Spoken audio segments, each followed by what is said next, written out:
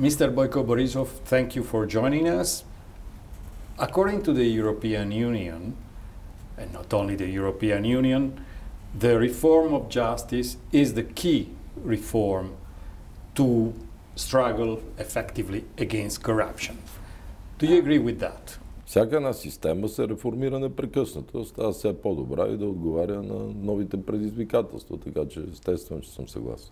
Yeah, but the international institutions, not only the European Union, also, for instance, the Venice Commission from the Council of Europe, the United States, are stressing that the center of a reform of a justice system is the reform of a general prosecutor office. It means that the general prosecutor office should have less power because, I quote, according to the Venice Commission, it's still a Soviet model. Would you agree to drastically reduce the power of the general prosecutor? Ние имаме много добре разработена система за съдебна реформа, в която ключовата дума е контрола на институциите върху главния прокурор. И това ще бъде прието в следващия парламент. How should it work? Това е доста дълъг разговор, защото той включва много елементи, защото това е една сложна система. Тя включва и контрола върху другите големи в съдебната власт. Така че след 10 дена, когато има парламент, ще имате възможност да видите. Ние сме я промотирали много надълго и на широко в централата, тук и в медиите. Защото за някои от промените трябва и конституционно мнозинство. Да се промени конституцията. Of course, a constitutional majority will be needed, but at the same time, will your proposal focus on a drastic reduction of power of a general prosecutor and how he is going to be under, say, the oversight, the overview of a magistrate, of other magistrate, of a council of magistrate, of a council of judges? Това е разработено в нашата програма. Има различни варианти, защото започнах с конституционното мнозинство, защото това като промяна трябва да мине през Конституцията. Yeah, but do you agree at least that so far this kind of institution, this kind of superpower in the hands of a single man, the general prosecutor, facilitated the corruption in the country? Is this correct according to you? Ние последните 2 години сме свидетели на огромна корупция в България. Над 5 милиарда са отишли повече при Путин. През дерогацията на руския петрол Урал от Нефтохим Бургас парите са изнесени извън България, посока руската компания. You mean Lukoil refinery? You're talking about the Lukoil refinery activity. Точно така. При правителството на Кирил Петков. И това са данни на Националния статистически институт, който ще ви ги предоставя сега. Дайте ми ги тези данни. Същото стана с посредниците с газа.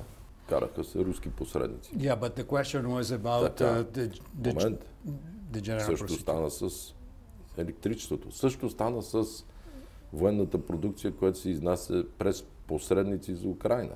Много хора забогатяха от корупционни сделки последните 2 години. Мога да се съглася с вас. Gemcorp и беше предоставена без абсолютно никакъв търг целият контрол върху енергетиката в България. Това са цели 2 години. Нито едно действие в борба с корупцията. Basically, you think that anyway the system must change because if you think that all these activities were related to corruption and were related to any kind of government, say, you also think that the system is not working, I guess. So you think that the problem is, again, related to the system, to the judiciary system, isn't it? Затова има едно национално съгласие в момента, че системата трябва да се промени. Кирил Петков стана министър в нарушение на Конституцията. Излъга с двойното си гражданство. Естествено, че трябва да се подобри системата. Okay, but at the same time, according to the opinion polls, very hardly there will be a power that a party that will be able to form, to create a government on its own. coalition will be needed. In the name of reforms, in the name of urgency, of emergency of this moment with the war in Ukraine and so forth, and so on and so forth, do you think that would be possible for you to make a grand coalition with the Kirill Petkov party? Continue the change. Не знам дали може да бъде сформирана, но знам, че ако бъде сформирана, много бързо България ще излезе от политическата криза, много бързо, благодарение на самоконтрола, който ще имат партиите вътре в коалицията, ще се направят много правилни и добри неща за България. Това е Националният статистически институт на България, официалната институция. Заповядайте. В него се казва, за 5 месеца България стана 3 пъти по-зависима икономически от Русия. От всичките тези графики. Изнесли сме за Русия близо 5 милиарда лева, 2,5 милиарда евро.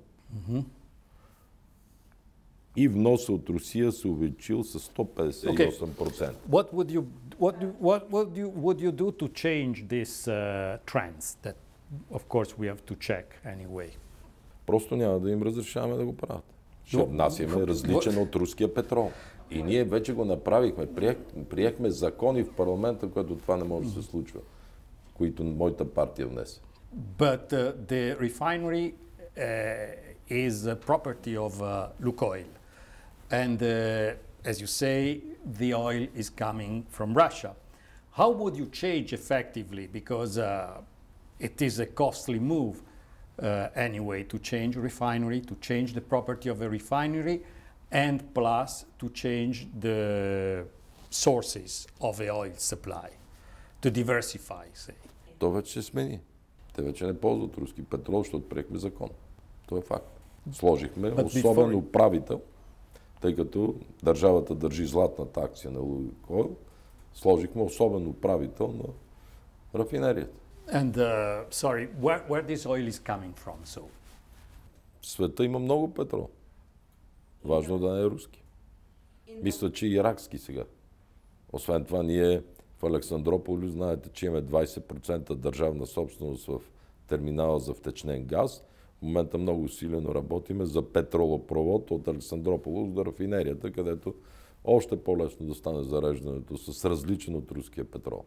So that's basically, you are talking about gas, of course, but LNG. But I mean, again, this gas, so you say that there is no Russian gas, not a single drop of Russian gas that is arriving to, of Russian oil, sorry, that is arriving to Bulgaria, but the refinery is still owned by Lukoil, legally speaking. Да, но правилата в една държава ги прави държавата, не която и да е компания. Виж, ще го обясня простичко. От първия ден на войната, когато Путин като агресор нападна Украйна, украинското знаме стои до моето знаме в централата. И за вашите зрители искам да изброя само няколко факта. Моята партия водеше процеса и приехме Северна Македония и Албания в Европейския съюз. Моята партия внесе закон, който приехме, за да се даде оръжие такова, каквото е необходимо за Украйна. According to your competitor, Mr. Petkov, it was his decision to provide weapons to Ukraine. It was adopted by his government, this decision. Това е лъжа. Имате Евронюс в България да извади документите, решението на парламента и да го изобличиме в лъжа веднага. I'm just saying that that's what your rival is saying, not what I am saying. Има решение, сега ще ти извадиме, Никола. Извади от решението на парламента, от коя дата е за оръжие за Украйна, аз ще го изоблича сега в ефир. Те не само, че не приеха такъв закон, не само, че не дадоха, а оставиха външния министър Колеба на Украйна да стои в коридора на парламента, не го пуснаха в залата, докато той беше премиер. В момента имайте предвид, че вице-премиера от БСП, БКП Корнелия Нинова продължава да твърди, че правителството на Кирил Петков не е изнесло един патрон за Украйна. Накарайте ги вашите колеги тук да ви извадат тези интервюта и тези решения. Моята партия внесе закон и купихме 8 изтребителя нови F-16 Block 70, за да подмениме руските мигове. А Кирил и Асен гласуваха против за втората част, за вторите 8 самолета. Моята партия гласува 100% диверсификация не само от Газпром, но и от руското ядрено гориво за АЕЦ Козлодуй. I remember, but at the same time,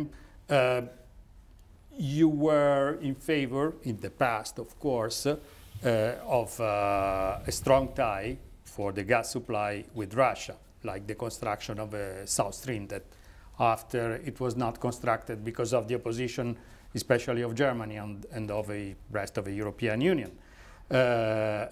So do you think you made some mistakes in the past from this point of view in maybe constructing too many ties with Russia for the gas supply? Съжалявам, няма да съгласа с вас. Човека, който спря Южен поток и правителството, което го спря, е моето правителство. So you were against?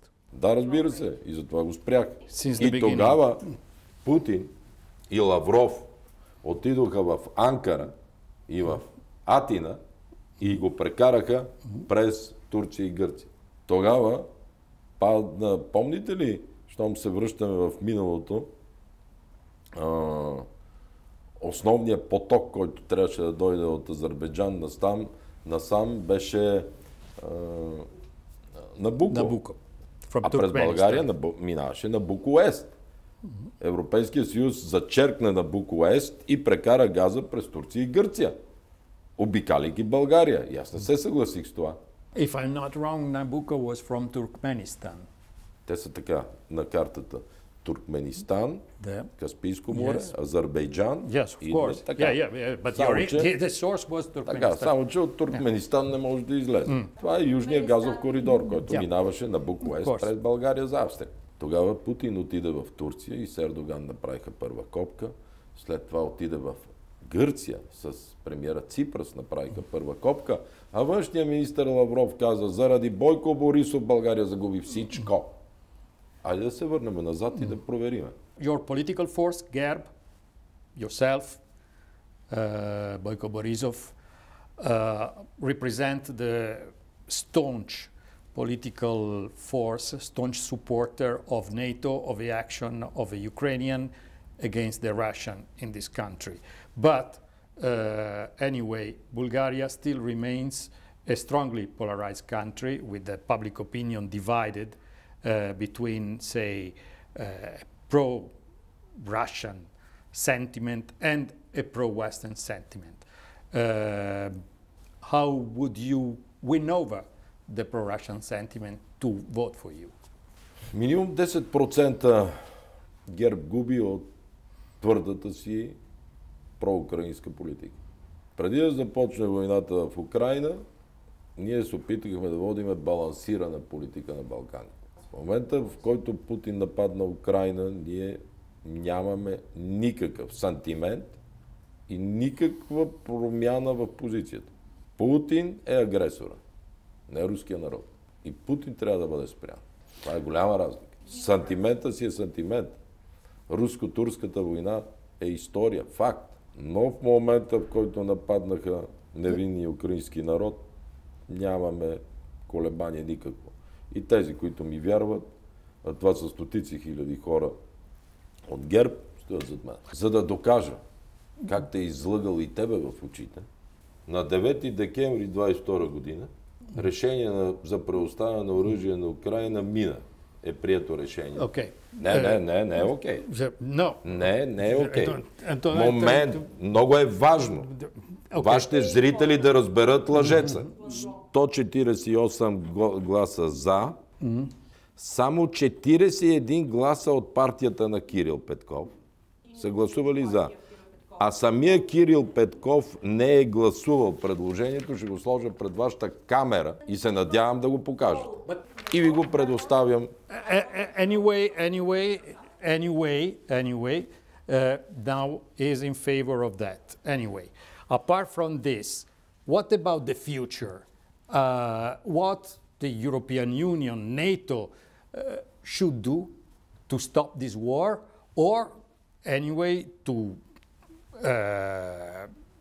convince Russia to step back or something? Do you think that they should negotiate, or should they go on supplying Ukraine with weapons and escalating the conflict, if it's the case? Защо се шегувате с мен? Аз мислих, че правим сериозно интервю. Okay. Не, това не е сериозно сега, извинявам се. What? Съжалявам. Съжалявам.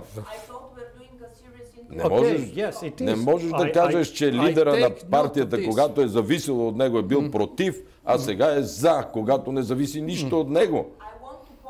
И това е окей. Не е окей. So you think that Kirill Petkov, your contender, was against the supply of weapons to Ukraine? Защото това не е прецедент. Just a second. Те не гласуваха нито за F-16, нито за двата реактора IP-1000 американски на Уестингхаус. Те за всичко про-американско, про-европейско гласуваха против. The problem is to know now what to do to stop this war. Anyway, do you think the NATO, the European Union, should try to negotiate with Russia in order to stop the war and to reach a ceasefire, or to use the force, say, or by supplying more and more weapons to Ukraine and convince Russia to step back? Украйна не трябва да загуби войната, защото това ще е нов световен ред. Със сила можеш да вземеш чужди държави. Освен това, това няма да е загуба на Украйна. Това ще е загуба на НАТО, на целия демократичен свят. На всички нас ще е загуба това. Затова приехме тези закони. И тук ме извинете за тона, но когато се приемаха тези закони, популистите Кирил и Асен бяха против. За да приберат 10% проруски хора за избор. Не е честно да казвате. Тогава са били против, ама са за. According to you, when Russia says that what's happening in Ukraine is an existential threat to its very existence, is that because they are ready to escalate the conflict towards, say, as many people are saying, a third world war, or do you think it's a bluff? Третата световна война, надали някой си я представя, защото никой няма да я види.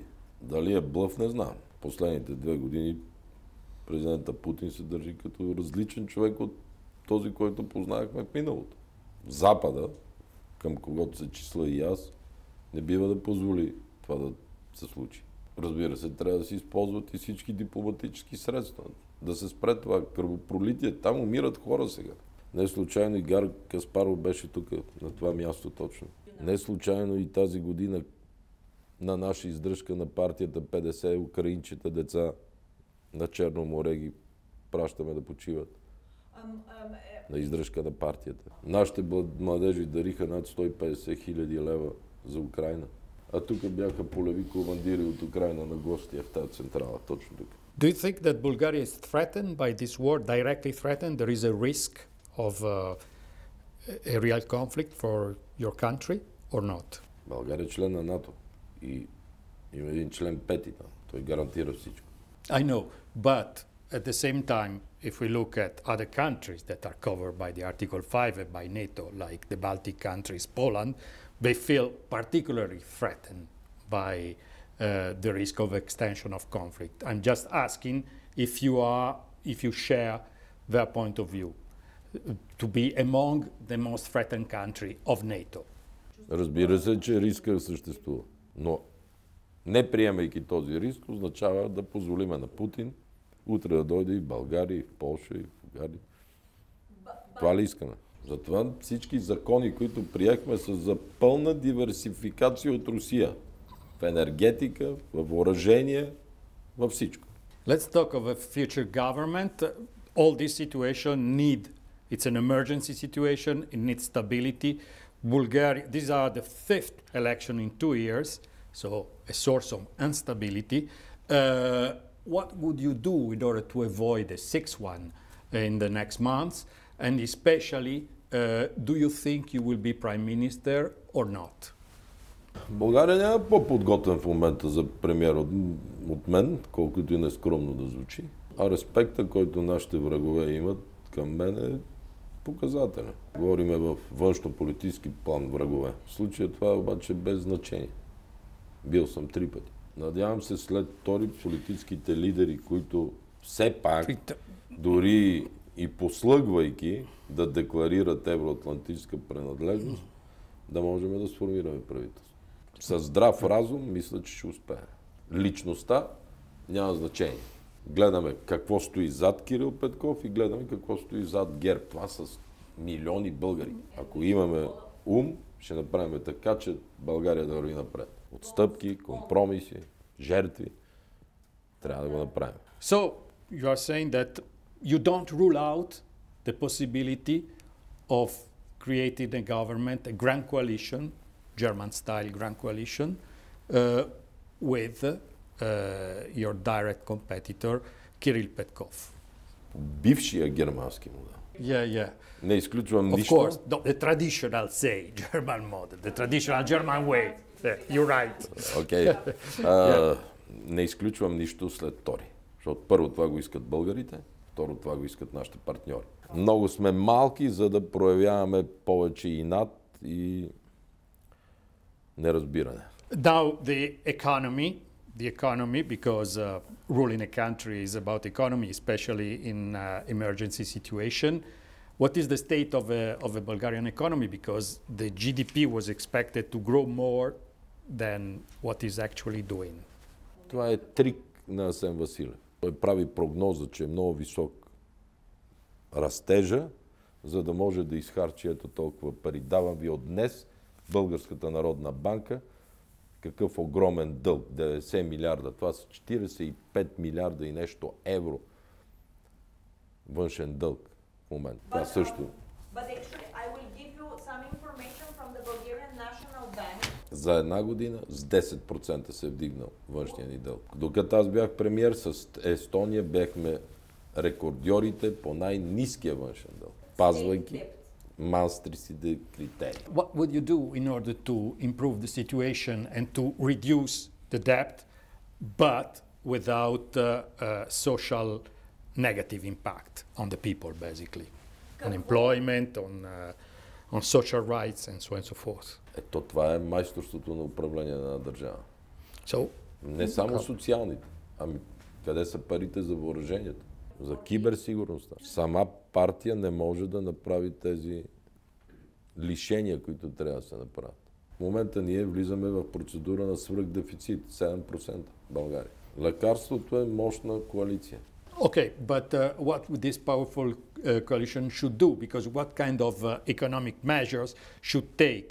Because what you are saying is to reduce the cost, basically, to reduce the deficit, to reduce the state spending, the public spending, but it has a social cost also. So how about improving the growth, the economic growth of the country, not only cutting spending?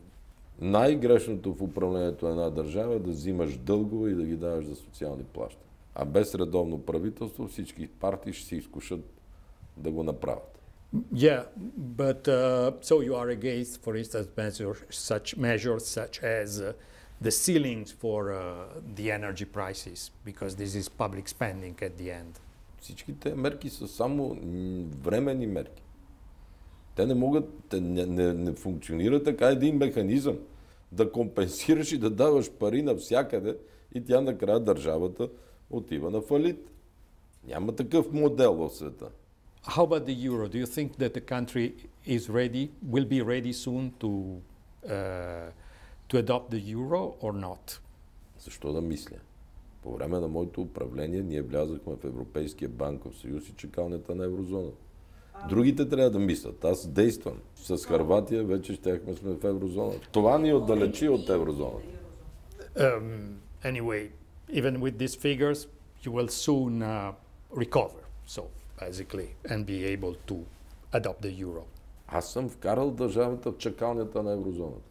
Имам ли шанс да я вкарвам и в еврозоната? Преди 2 години всички технически критерии, ние всичко бяхме покрили. След 2 години хаос. Факт. Everywhere. Thank you. Thank you, sir.